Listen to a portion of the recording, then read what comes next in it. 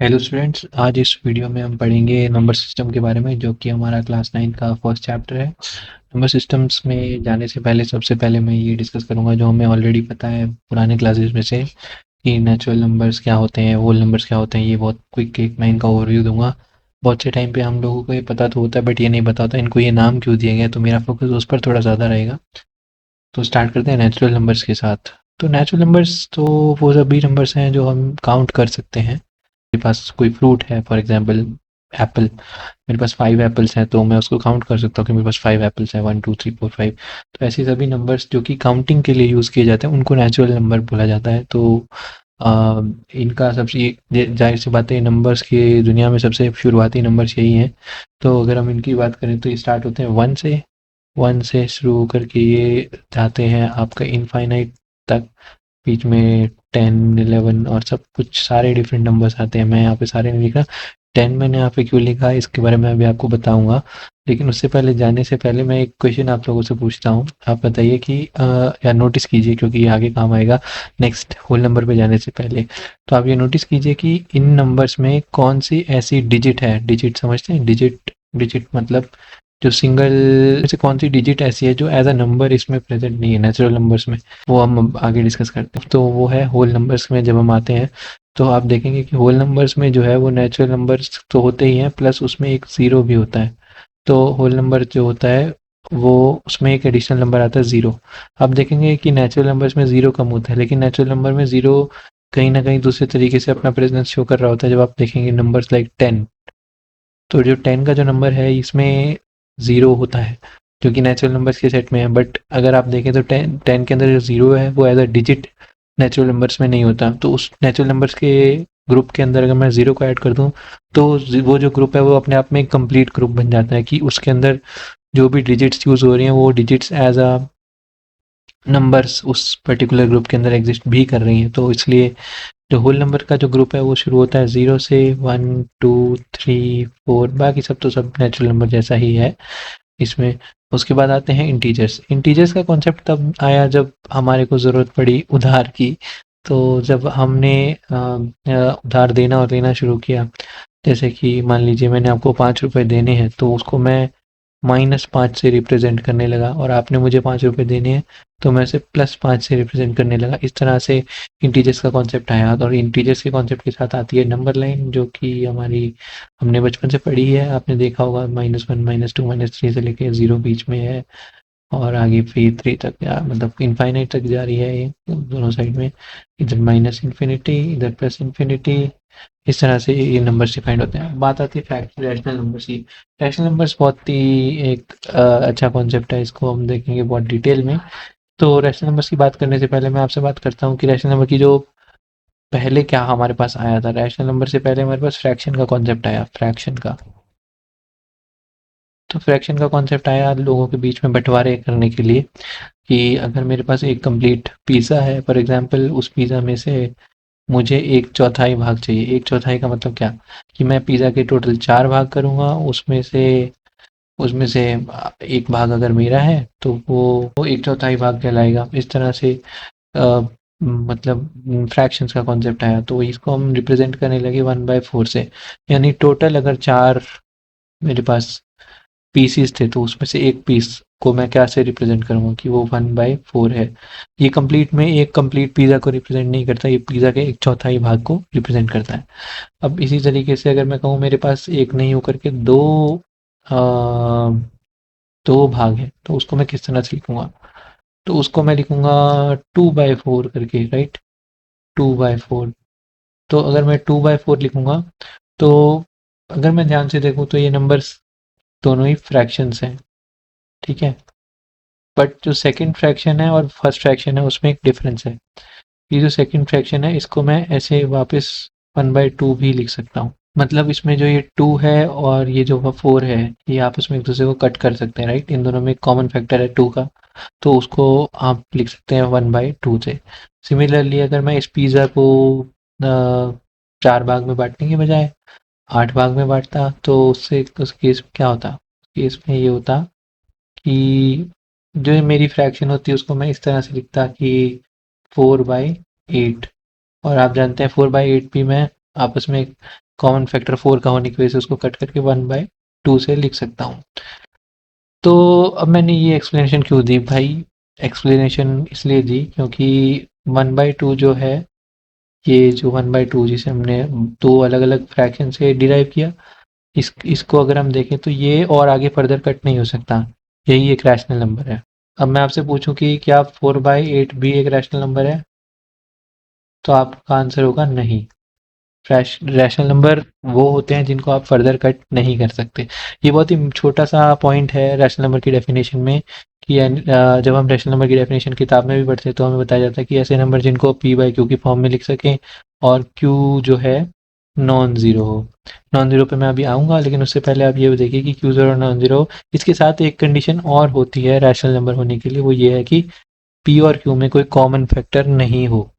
यानी कि पी और क्यू अपने मिनिमल कॉमन फैक्टर में हो, मतलब कि उनमें कॉमन फैक्टर जो है वो 1 है बेसिकली। नहीं से मेरा मतलब कि 1 से बड़ा कॉमन फैक्टर नहीं हो, कि आप उसको और कट नहीं कर सकते, और कोई बड़ा 1 से बड़ा नंबर नहीं है जो आप, ठीक है। ये बहुत ही इंपॉर्टेंट है। तो मैं आपसे एक छोटा सा क्वेश्चन भी पूछ लेता हूँ आगे बढ़ने से पहले, कि आप मुझे बताइए 3/7 में से और 6/7 में से कौन से रैशनल नंबर है? आपका आंसर होगा दोनों रैशनल नंबर है, क्योंकि दोनों ही फर्दर कुछ इनमें दोनों में कट नहीं कर सकते। 3 और 7 के बीच में common factor, highest common factor HCF 1 ही है, 6 और 7 में भी 1 ही है, तो दोनों में फर्दर कुछ और कट नहीं कर सकते आप। तो इसलिए पी बाई क्यू दोनों फॉर्म में लिखे हुए हैं, तो ये दोनों रैशनल नंबर है, और दोनों में डेनोमिनेटर जो है वो, डेनोमिनेटर जो दोनों का है वो नेगेटिव, जो दोनों दोनों का जो डेनोमिनेटर है वो ज़ीरो नहीं है। तो अगर मैं बोलूँ कि 2/0 क्या एक रैशनल नंबर है? नहीं। पहली बात तो 2/0 कोई नंबर ही नहीं है। इसको आप कैसे बोलेंगे? क्योंकि किसी नंबर को 0 से डिवाइड करने से हमें पता है कि वो डिफाइंड नहीं होता है। फिलहाल हम इसकी डिटेल्स में नहीं जाते हैं, हम कभी और इसकी डिटेल्स में जाएंगे कि 2/0 क्या होता है। यूजुअली जब तक for the class of 9th class के हिसाब से आप इसको मान सकते हैं कि इन्फिनिटी की तरफ जा रहा है, या ये not defined kind of number है, ठीक है। बट अगर आप बोलें तो ये रैशनल नंबर तो बिल्कुल भी नहीं है, क्योंकि रैशनल नंबर की जो बेसिक कंडीशन है वो ये है कि डिनोमिनेटर ज़ीरो नहीं होना चाहिए। तो ये रैशनल नंबर नहीं है, ठीक है। अब मैं बात करता हूँ आपसे कि 4/16 और 6/16, इन दोनों में से कौन कौन रैशनल नंबर है? तो आंसर है कि दोनों ही रैशनल नंबर नहीं है। ये दोनों फ्रैक्शंस जरूर हैं बट रैशनल नंबर नहीं है। तो जब 6/16 को आप 3/8 लिखेंगे और 4/16 को आप 1/4 लिखेंगे, तो ये इनके करेक्ट रैशनल नंबर के फॉर्म्स हैं। तो ये बेसिक सी बात होगी रैशनल नंबर्स की। अब इसके बाद हम आगे बढ़ेंगे। तो सबसे पहला क्वेश्चन है कि क्या होल नंबर, हर होल नंबर एक नेचुरल नंबर है? तो इसका तो आंसर है नहीं। क्योंकि क्योंकि इसका आंसर है नहीं, क्योंकि ज़ीरो जो है वो ऐसा होल नंबर है जो कि नेचुरल नंबर नहीं है। मतलब आप देखेंगे कि ज़ीरो, नेचुरल नंबर तो 1 से स्टार्ट होते हैं, बट ज़ीरो जो है 1 इस नेचुरल नंबर के सेट से अलग है, ठीक है। अब इंटीजर की बात करें तो इसका आंसर है, पहले का आंसर है फॉल्स, ठीक है। सेकंड क्वेश्चन है every integer is a rational number. अगर हम एवरी इंटीजर की बात कर रहे हैं, एवरी इंटीजर यानी कि कोई भी इंटीजर आप ले लीजिए, मान लेते हैं -3, तो इसको क्या एक रैशनल नंबर के फॉर्म में लिख सकते हैं? हाँ, -3 एक रैशनल नंबर है अगर मैं डिनोमिनेटर को 1 मान लूँ किसी भी। तो इन दोनों का जो कॉमन, पहली बात तो p भी इंटीजर है और q भी इंटीजर है। ओह सॉरी, मैं ये करेक्ट, पहली बात तो p इंटीजर है और q भी इंटीजर है, ठीक है। और p और q दोनों इंटीजर हैं, और इन दोनों का HCF जो है वो भी 1 है, क्योंकि दोनों में कॉमन फैक्टर और नहीं कट सकता, ठीक है। तो ये हर तरीके से एक इंटीजर ही बनता है। आप कुछ भी नंबर ले लीजिए, अगर डिनोमिनेटर में 1 डाल दीजिए, कोई भी इंटीजर ले लीजिए, उसके डिनोमिनेटर में 1 डाल दीजिए, तो और 1 भी एक इंटीजर ही है, और 1 भी एक इंटीजर है, और 1 का जो डिनोमिनेटर है वो 0, 1 मतलब 0 भी नहीं है। और तीसरी कंडीशन क्या है? नॉन न्यूमरेटर और डिनोमिनेटर का जो HCF है या कॉमन फैक्टर है वो 1 से बड़ा नहीं होना चाहिए। तो जब डिनोमिनेटर 1 है तो उससे बड़ा उसका किसी भी नंबर के साथ जो कॉमन हाईएस्ट कॉमन फैक्टर है वो 1 ही होगा। अच्छा, मतलब मैं इस पॉइंट पे दोबारा थोड़ा सा गौर देता हूँ कि आप कोई भी नंबर ले लीजिए, कोई भी इंटीजर ले लीजिए, मान लीजिए 50, और उसका HCF निकाले 1 से, तो वो क्या होगा? वो वन ही हो। किसी भी नंबर का जो HCF वन के साथ अगर निकाला जाए तो वन ही है, क्योंकि आप सोचिए हाईएस्ट कॉमन फैक्टर की जब हम बात करते हैं तो हम ये नंबर ढूंढते हैं, ऐसा नंबर जो इन दोनों नंबर्स को डिवाइड कर पाए। तो वन को जो डिवाइड कर पाए ऐसा नंबर तो वन से बड़ा नहीं हो सकता, राइट। तो इसलिए वन ही हो जाए। और दोनों को डिवाइड करता है क्या वन? हाँ, दोनों को डिवाइड करता है वन। तो इसलिए किसी भी नंबर का जो है हाईएस्ट कॉमन फैक्टर हमेशा वन रहता ही है, अगर उसको वन, उनमें से एक नंबर वन है। तो ये बात है। तो इसको इस लॉजिक से हम ये कह सकते हैं कि हाँ ठीक है, इंटीजर जो है रैशनल नंबर होते हैं। ठीक है। अब हर रैशनल नंबर का एक इंटीजर होता है, ये क्वेश्चन सोचने वाली बात है कि 3/4 एक रैशनल नंबर है बट ये इंटीजर नहीं है। क्यों? क्योंकि ये तो डिवाइड ही नहीं हो रहा है। ये रैशनल नंबर है, पी जो एक इंटीजर है, क्यू भी एक इंटीजर है, और p/q की फॉर्म में लिख भी पा रहे हैं। और क्या कहते हैं कि इसमें q जो है नॉन जीरो भी है, जो कि क्योंकि 4 नॉन जीरो है, राइट। तो इसलिए हम p/q की फॉर्म में लिख पा रहे हैं, q नॉन जीरो है और इन दोनों के बीच में कोई कॉमन फैक्टर भी नहीं है। तो इसलिए ये कम्प्लीटली एक रैशनल नंबर है, बट ये एक इंटीजर नहीं है, क्योंकि इंटीजर के लिए तो आपके पास काउंटेबल जो हमारे नंबर्स होते हैं, जो 0 1 2 3 या उनका नेगेटिव वैल्यू, वो ही इंटीजर हो सकते हैं। तो इसलिए ये ऐसा कि हमने काउंटर एग्जांपल दे दिया जो कि रैशनल नंबर है बट इंटीजर नहीं है। तो ये आ गया फॉल्स। ठीक है। Find 5 rational number between 1 and 2। अब यहाँ पे एनसीईआरटी का एग्जांपल में भी हमें दिया हुआ है कि इसको हम दो तरीके से मतलब कर सकते हैं। दो क्या, मैं तो इसके लाखों तरीके जानता हूँ। ठीक है। तो अब आपको ये बात समझनी होगी इसका बेसिक फिलोसफी क्या है। तो अगर मैं देखूँ, मेरे पास एक नंबर है, राइट, मेरे पास एक नंबर है और एक दूसरा नंबर है। मैं पहले नंबर को ए मान लेता हूँ, दूसरे नंबर को बी मान लेता हूँ, राइट। ए और बी के बीच में जो डिस्टेंस है वो डी का है। ठीक है। तो डी जो है वो क्या होगा? बी माइनस ए है। मैं ये बता रहा हूँ कि ए और बी दोनों इंटीजर्स हैं। ठीक है। ये मतलब फिलहाल के लिए इंटीजर, या चलिए रैशनल नंबर भी मान सकते हैं, ऐसा कोई बड़ी बात नहीं है। मान लेते हैं ए और बी दो रैशनल नंबर या इंटीजर हैं, उन दोनों के बीच का डिस्टेंस मान लेते हैं डी है। डी जो है बी माइनस ए है। तो अगर मैं इस डिस्टेंस का हाफ जो है ऐड कर दूं ए में, इस डिस्टेंस का हाफ कितना होगा? t/2, जो कि क्या होगा? b minus A by two. अगर मैं इसको ऐड कर दूं ए में, a plus B minus A by two, तो ये क्या होगा? ये होगा a 2a plus B minus A by two, जो कि होगा a plus B by two. तो यानी कि a और b के बीच का जो पॉइंट है, जिसे हम कहेंगे जिसे ये मतलब जो मिड वे पॉइंट होगा वो होगा a plus B by two. ठीक है। अब मैं इसकी बात कर रहा हूँ, a plus B by two की बात कर रहा हूँ। तो अगर मेरे को कोई भी दो नंबर दे दे, मान लेते हैं यहाँ पे हमारे एग्जांपल में 1 और 2 दे रखे हैं। 1 और 2 के बीच का जो नंबर है, अगर मैं उसको निकालने लगूँ तो वो होगा 1 प्लस 2/2, जो कि होगा 3/2। अब मैं नेक्स्ट, ये हो गया मेरा स्टेप नंबर 1। ठीक है। अगर मैं इसको एक सर्कल, रेड सर्कल मार्क कर देता हूँ। ठीक है। अब फिर से मैं ब्लैक पेन ले लेता हूँ और मैं यहाँ पे बोल देता हूँ कि सेकंड। अब मैं इस यहाँ पे करूँ 1 प्लस 3/2/2। ये क्या मुझे बताएगा? 1 और 3/2 के बीच का नंबर। ये मैंने 3/2 यहाँ पे निकाला था। अब 1 और 3/2 का एकदम बीचों बीच वाला नंबर निकालेंगे तो वो क्या होगा? 2 प्लस 3/2 डिवाइडेड बाई 2, जो कि होगा 5/4। ठीक है। इसी तरीके से एक ये मैंने सेकंड नंबर निकाल लिया है। ठीक है। अगर मैं निकालूं 1 प्लस 5/4 के बीच का जो नंबर निकालूं वो क्या होगा? यानी कि ये मेरा था 5/4, इसके बीच में और इसके बीच में नंबर यहाँ कहीं आएगा। तो 1 प्लस 5/4 जो है वो हो जाएगा 9/4 डिवाइडेड बाई 2, जिसे हम 9/8 बोल सकते हैं। Similarly next level of number निकालेंगे, 1 प्लस 9/8 डिवाइडेड बाई 2, जो होगा 17/16। इसी तरीके से आप कितने मर्जी नेचुरल नंबर्स निकाल सकते हैं। और मतलब ये तो ज़्यादा कैलकुलेशन करते जाओ तो आप बाई टू निकाल सकते हो। बल्कि एक दूसरा तरीका ये भी है कि आपको मैं बोलूँ कि अगर आपने एक नंबर ए ले लिया, ठीक है, ये अब ये मैंने पहला तरीका बताया था, मैं दूसरा तरीका बता रहा हूँ इसी क्वेश्चन को सॉल्व करने। ए और बी के बीच का जो डिस्टेंस अगर डी मान ले, है ना, तो ए और बी के जो डिस्टेंस है, इस डिस्टेंस को मैं अगर 1/3 मतलब डिस्टेंस डिवाइडेड बाई 3 अगर कर दूँ, तो डिस्टेंस बाय 3 भी अगर मैं ए में प्लस करूँ तो वो पॉइंट यहाँ कहीं लाई करेगा, राइट। तो वो पॉइंट भी तो ए और बी के बीच का नंबर होगा, और अगर वो फ्रैक्शन हुआ पी बाई क्यू की फॉर्म को फॉलो करता हुआ हुआ और उन दोनों के बीच में कोई को प्राइम फैक्टर भी नहीं हुआ, तो वो क्या होगा, एक रैशनल नंबर होगा। तो इस तरीके से आप रैशनल नंबर्स कितने भी निकाल सकते हैं। बस एक बात का याद रखना है, कभी आप रैशनल नंबर निकाल रहे हो और उस रैशनल नंबर को निकालते हुए आपके पास ऐसा नंबर आ जाए तो कि जैसे 2/4, तो आपको उसको 2/4 नहीं लिखना है एग्जाम में, उसको 1/2 लिखना है। ऐसा क्यों? क्योंकि रैशनल नंबर 2/4 नहीं है, 1/2 है।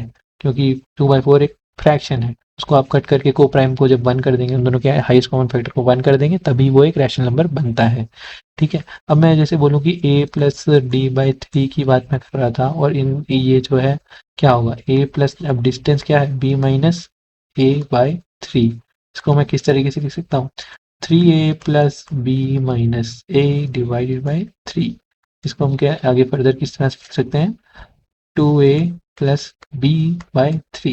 तो ये एक दूसरा तरीका हो गया रैशनल नंबर्स को के बीच में नंबर, नया रैशनल नंबर निकालने का, जिसमें मैंने लेफ्ट को ले लिया 0 और राइट को ले लिया, मान लेते हैं 5। 0 और 5 के बीच में मुझे पहला रैशनल नंबर निकालना है, तो मैं उसको कैसे कर सकता हूँ, 2 times 0 plus 5 divided by three, एक रैशनल नंबर होगा जो कि 5/3 होगा। और सेकंड क्वेश्चन मान लेते हैं ऐसा कुछ होता है, अगर टू टू और टू और 5/3 के बीच में निकालते हैं, तो अगर मैं 0 और 5/3 के बीच में निकालना है ना फर्दर, तो 2 इंटू ए जो है 0 हो गया, 5/3 जो है बी हो गया, क्योंकि मैंने यहाँ पे 0 और 5 के बीच में निकाला था ना, 0 और 5 के बीच में निकाला मैंने 5/3। मैं 0 और 5/3 के बीच में निकालूंगा तो वो यहाँ कहीं आएगा, तो उसके लिए क्या होगा, 0, 2 into 0 plus 5/3 divided by three, जो कि हो जाएगा 5/9। इस तरह से आपके पास इनफाइनाइट तरीके होंगे किसी भी दो नंबर्स के बीच में रैशनल नहीं रैशनल नंबर्स निकालने के। हम फटाफट से इस क्वेश्चन को सॉल्व कर लेते हैं। 1 और 2 के बीच में मुझे रैशनल नंबर्स निकालने हैं। मैं पहले फर्स्ट अप्रोच से निकालता हूँ। फर्स्ट अप्रोच से निकालूंगा तो फर्स्ट अप्रोच से निकालूंगा तो 1 + 2 divided by two is equal to 3/2, and then उसके बाद 1 + 3/2 divided by two is equal to 5/4। उसके बाद 1 + 5/4 divided by two is equal to 9/8। उसके बाद 1 + 9/8 divided by two is equal to 17/16। इस तरह से जा सकते हैं। एक सेकेंड अप्रोच जो हमने अभी डिस्कस करी, क्विकली रिवाइज करते हुए उसको हम देखेंगे, 2 इंटू 1 + 2 डिवाइडेड बाई थ्री, जो कि होगा 4/3। देन सेकेंड नंबर होगा 2 into 4/3 plus, sorry, two into 1 + 4/3 divided by three, जो कि होगा 2 प्लस। अब बात आई इस जीरो रैशनल नंबर। जीरो की बात करें तो जीरो को मैं न्यूमरेटर में लिखता हूँ पी, और क्यू को मैं मान लेते हैं 5 ले लेता हूँ, तो 0/5, जो कि एक जीरो के बराबर ही होता है। क्या ये रैशनल नंबर है? हाँ, रैशनल नंबर है या नहीं, इसकी डेफिनेशन सोचने के लिए मैं देखूँ तो पी इंटीजर है, हाँ ठीक है, क्यू इंटीजर है, हाँ ठीक है, लेकिन क्यू नॉन जीरो है, हाँ ठीक है। अब एक और कंडीशन, क्या पी और क्यू का हाईएस्ट कॉमन फैक्टर क्या है? अच्छा, एक फैक्ट है, किसी भी नंबर का जीरो के साथ जो हाईएस्ट कॉमन फैक्टर है वो नंबर खुद ही होता है। आप जीरो को 5 से डिवाइड कर सकते हैं, हाँ कर सकते हैं, आंसर आएगा जीरो। ये बेसिक मैथ्स है। इसके पीछे की एक्सप्लेनेशन चाहिए तो आप मुझे कमेंट सेक्शन में बता सकते हैं, मैं आगे इसके ऊपर एक वीडियो बना के आपको डिटेल भी दे सकता हूँ। बट अभी के लिए आपके लिए ये मेन बात है कि आप किसी भी नंबर पी का अगर जीरो के साथ जो है HCF निकालेंगे, तो वो जो है हमारे हमेशा बड़ा नंबर है पी। ये बहुत इंटरेस्टिंग फैक्ट है। तो हाँ, जो चौथी कंडीशन है पी और क्यू के HCF की, वो भी सेटिस्फाई हो रही है, तो इसलिए जीरो को मैं एक रैशनल नंबर के फॉर्म में लिख सकता हूँ। तो मेरा विचार है जीरो एक रैशनल नंबर है। ठीक है, अगर इसमें आपको कुछ डाउट हो तो आप कमेंट सेक्शन में बता सकते हैं। Find 6 rational number between 3 and 4, ये सेम क्वेश्चन है जैसे हमने पहले किया। हम कोई भी अप्रोच लेके इसको सॉल्व कर सकते हैं। 3 + 4/2, और जो कि होगा 7/2। Then 3 + 7/2 whole divided by two, जो कि होगा 13/4। ठीक है, इस तरह से आप एक और बात ये भी है, आप जब कोई दो नंबर्स के बीच के रैशनल नंबर्स निकाल रहे हैं ए और बी के बीच में, राइट? तो आपने मान लीजिए इनका mid point A plus B by two निकाला। अब तक हम ये डिस्कस कर रहे थे, हम इस साइड का मिड हम इस साइड के अंदर मिड पॉइंट निकालते जा रहे थे। आप इसको दूसरी साइड से भी कर सकते हैं। अब देखिए, अब कोई भी दो नंबर है, क्वेश्चन ये एनसीईआरटी में नहीं है मतलब, बट मैं आपको एक मैथ्स के लिए मतलब सोचने के लिए देता हूँ। मान लेते हैं ए और बी दो रैशनल नंबर्स हैं, ठीक है? अब तो आपको ये प्रूव करना है कि ए और बी का जो मिड पॉइंट है, मिड पॉइंट, और इस तरीके से मैं आप चाहूँ तो निकाल सकता हूँ एग्जाम्पल्स बहुत ज़्यादा। अब मेरा पर्पस ये नहीं है कि आपको मैं एक एक क्वेश्चन को एक एक डिटेल में सॉल्व कराऊँ, मेरा पर्पस है कि आपको क्वेश्चन सॉल्व करने का तकनीक आ जाए, तो वो मैं ट्राई कर रहा हूँ। यहाँ पे नेक्स्ट क्वेश्चन है, 5 रैशनल नंबर्स निकालने हैं हमें 3/5 और 4/5 के बीच में। आप कोई भी अप्रोच ले सकते हैं, मैं इस बार थर्ड अप्रोच लेता हूँ जो कि अब तक मैंने ज़्यादा डिस्कस नहीं करी है। 3/5 है और 4/5 है, इन दोनों का मिड पॉइंट क्या होगा? 3 + 4/5/2, है ना? क्या हुआ? 3 + 4/5 डिवाइडेड बाई 2, जो कि होगा 7/10।